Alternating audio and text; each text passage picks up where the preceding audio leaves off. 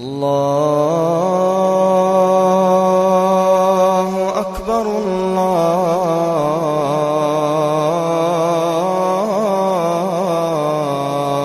Akbar. Kisah Nabi Sulaiman ni tuan-tuan dalam Al-Quran terkandung pada 5 surah. Terkandung pada 5 surah. Yang pertama ada cerita dalam surah Al-Baqarah. Yang kedua ada cerita dalam surah Al-Anbiya, surah ke-21. Yang ketiga cerita yang paling panjang ataupun sebagai episod yang lengkap berada pada surah ke-27, surah An-Naml. Yang keempat dalam surah Saba, surah ke-34. Dan yang kelima dalam surah Sad, surah ke-38. 5 surah ini bercerita tentang episod-episod yang berlaku kepada Nabi Sulaiman alaihissalam. Untuk kita mengambil iktibar sungguh-sungguh. Dan penulis memilih kisah Nabi Sulaiman kerana dilihat Nabi Sulaiman tuan-tuan mempunyai kerajaan yang sangat besar, yang sangat hebat. Bahkan para ulama menyatakan 2 orang yang beriman kepada Allah, yang Allah berikan dia kekuasaan menakluki dunia ini hampir seluruhnya, iaitu Nabi Sulaiman dan juga Zulkarnain. Jadi penulis menatakan 2 kisah ini untuk kita faham sungguh-sungguh. Bersyukurlah kepada Allah dan jangan kufur. Kenapa tuan-tuan? Di akhir mutakhir ini kadang-kadang tuan-tuan kita tak ada apa-apa pun. Tak ada kelebihan apa-apa. Hanya sedikit saja nikmat Allah berikan kepada kita. Kelebihan sedikit. Kadang-kadang kita kufur kepada Allah. Kita sombong kepada Allah. Tapi Allah datangkan dalam Al-Quran kisah Nabi Sulaiman, kisah Zulkarnain, manusia yang sangat hebat, yang sangat Allah berikan kelebihan yang pelbagai banyak.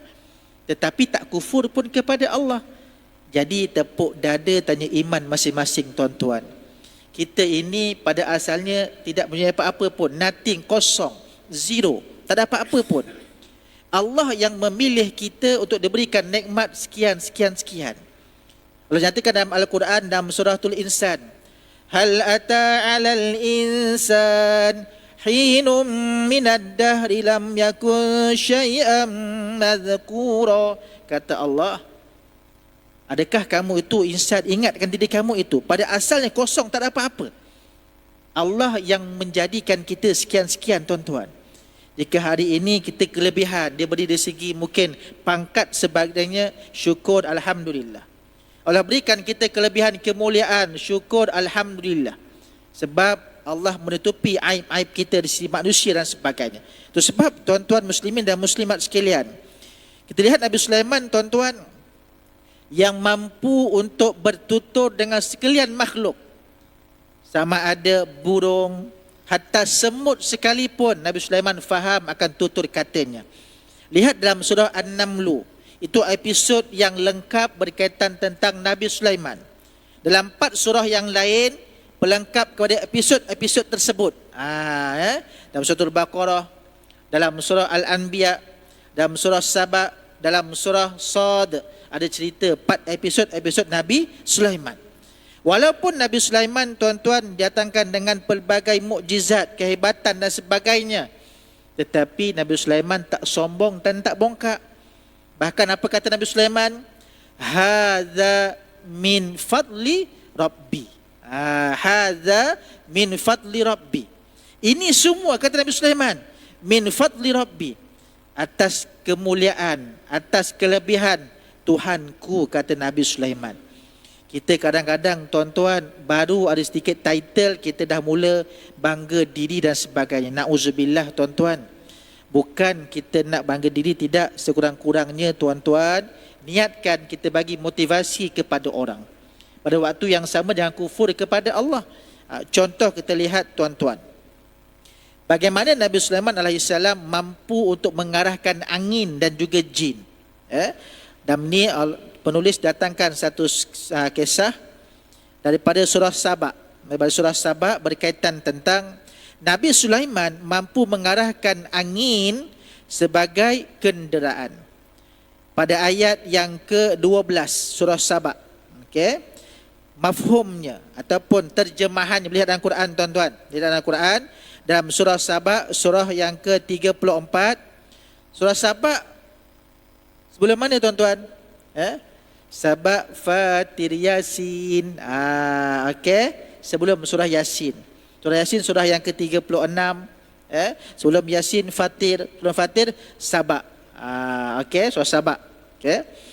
Dan kita teringat ke Saba ini berkaitan tentang Ratu Balqis, tentang Ratu Balqis. Okey. Penulis datangkan satu kisah, perumpamaan. Nabi Sulaiman mampu mengarahkan angin sebagai kenderaan. Okey, ayat di dalam Quran lah tuan-tuan. Yang terjemahannya kata Allah SWT, "Walai Sulaiman ar-riha," dan kami kurniakan kepada Nabi Sulaiman kuasa menggunakan angin untuk perjalanannya. Ini bukan kuasa boboiboy tuan-tuan. Kan, kalau boboiboy itu kuasa angin ada juga, tapi bukanlah kata begitu, tidak, lebih hebat daripada itu. Okey.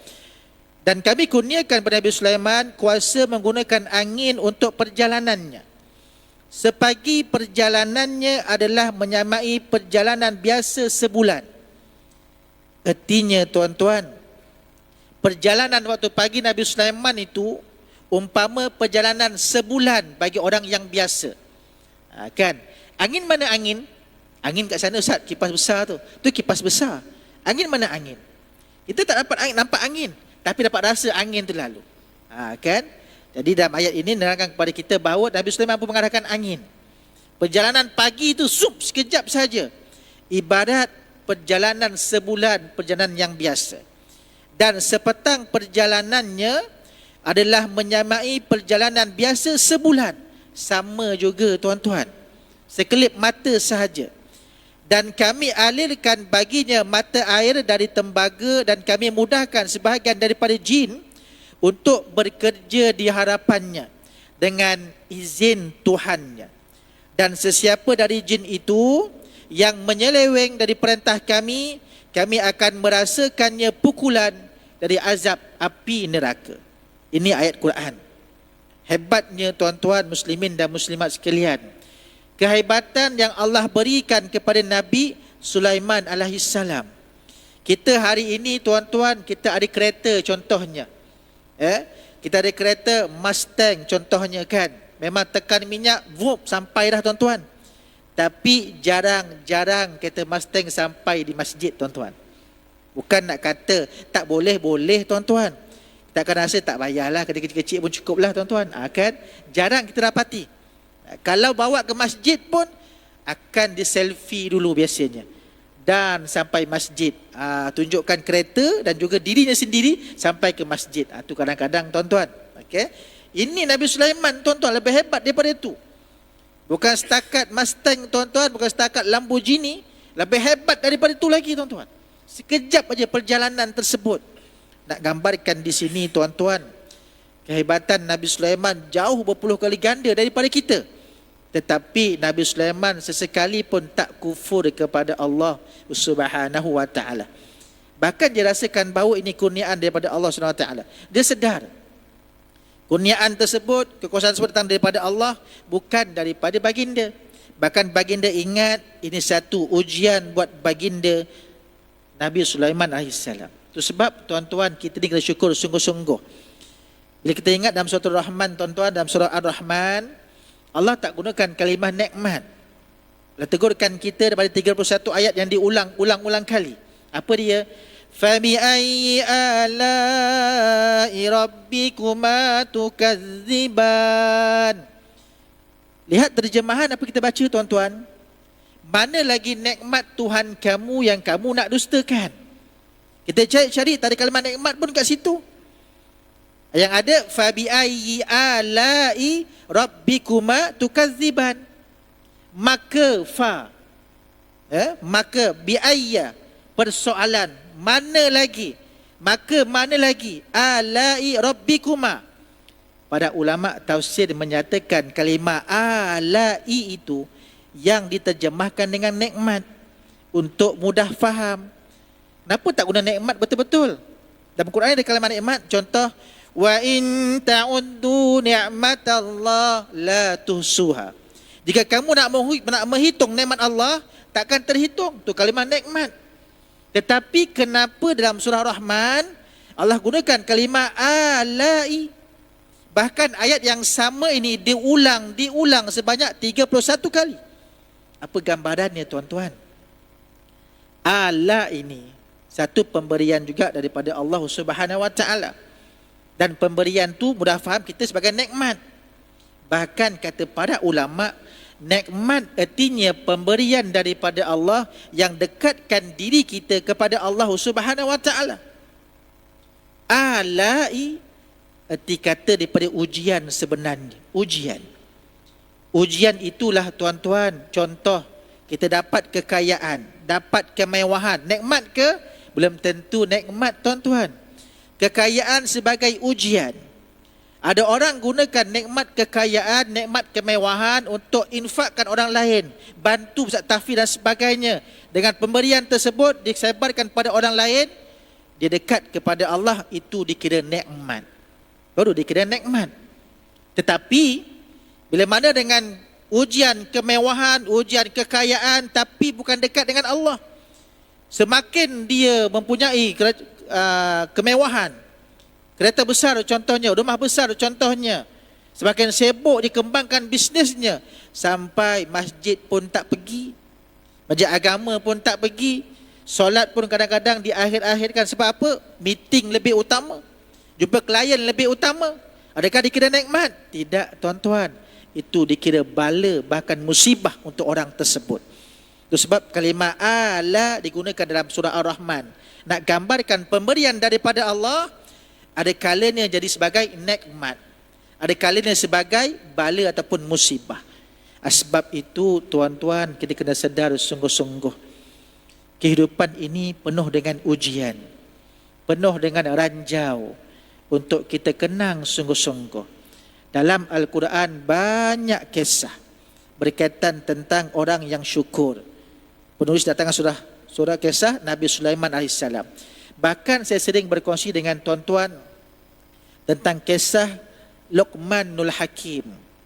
Luqman bukan seorang Nabi, bukan seorang Rasul.